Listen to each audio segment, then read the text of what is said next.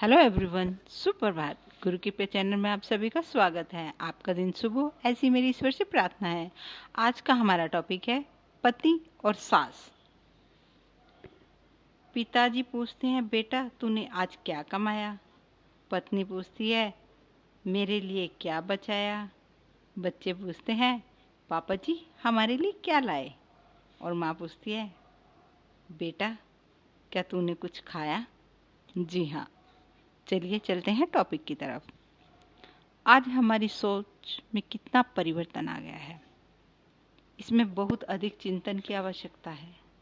आज गांव अथवा शहर में अमीर और गरीब, संभ्रांत, पढ़ी लिखी एवं अनपढ़ महिलाओं में एक बात आम है, वे पति से बहुत प्यार करती हैं, उन्हें एक दिन के लिए भी नहीं छोड़ सकती।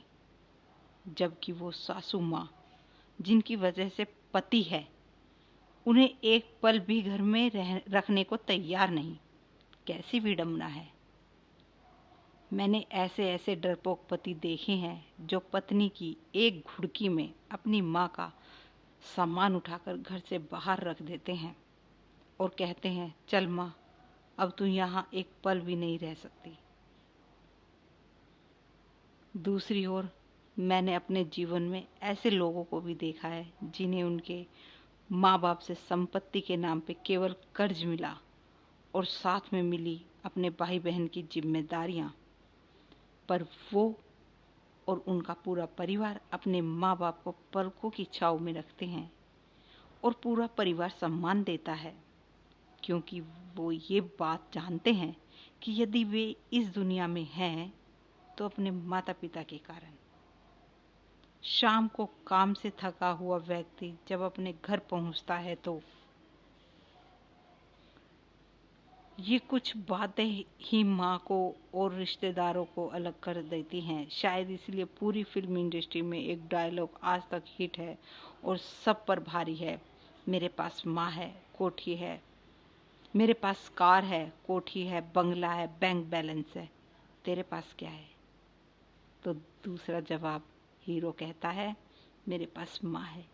इसलिए माँ की ममता को पहचानें और उसको उचित मान सम्मान दें।